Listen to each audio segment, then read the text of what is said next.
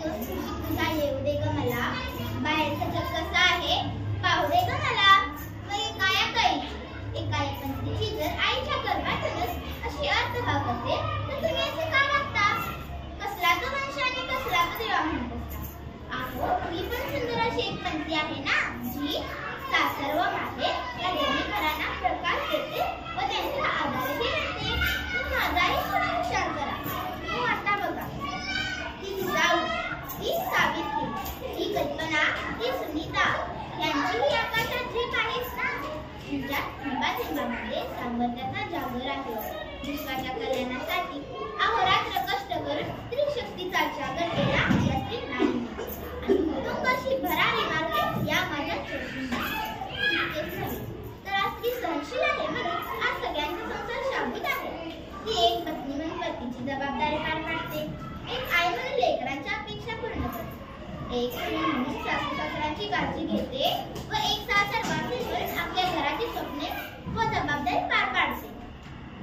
तरीही लोक हा वेडा हाताहात धरतात की मुलगी नको रे बाबा, मला मुलगाच पाहिजे, माझ्या वंशाला मुलगाच पाहिजे. मुलगी जन्मली की सगळी ते नाराजी पसरते, ती डोक्यावरचा भार बनते. असे कितीतरी लोक हा विचार करतात. परंतु बघा तुम्ही आता पुढे, लेक माहेराचं सोनं, लेक सौख्याचं क्षण, लेक बासरीची धून, लेक अंगणी पैंजण, लेक चैतन्याचे रूप, लेक अल्लड चांदण, लेक रंगाचं शिंपण, लेक गंध हळवमन, लेक परक्याचे धन.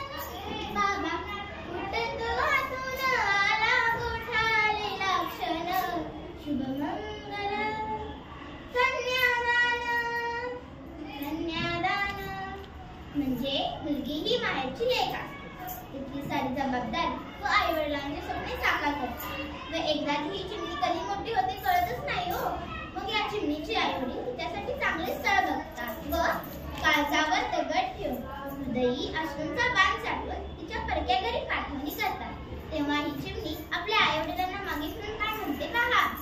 बाबा तुमच्या अंगणातली चिमणी होती लाडली, तुमची चिमणी सोडून तुम्हाला दूरदेशी चालली.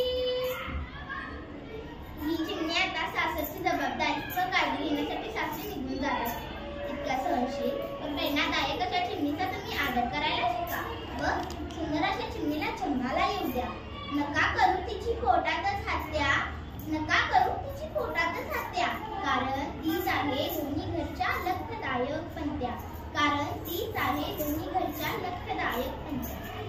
पूर्वी महिला घराबाहेर पडत नव्हती, फक्त चूल आणि मूल इतकी भूमिका पार पाडायच्या. परंतु आताच्या आधुनिक जगात आपल्या कुटुंबासाठी, आपल्या लेकरांसाठी पुरुष व स्त्री हे दोघेही बाहेर पडून राबत आहेत. अशाच वेळी एका घरात दोन बहिणी असतात. एक थोडी मोठी व समजदार बहीण असते व एक थोडी छोटी. तेव्हा आई वडिलांना घरी यायला उशीर होत असतो.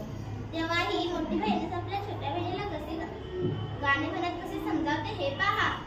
दूरदेशी गेला बाबा, गेली कामावर आई, निज डोळ्यात दाटली तरी घरी कोणी नाही. म्हणजे शेवटी मला ही एक मुलगी आपल्या छोट्या बहिणीला असे गाणं म्हणत समजावत आहे. शेवटी मला एवढंच म्हणावेसे वाटते की पुरुष व स्त्री समानच आहे.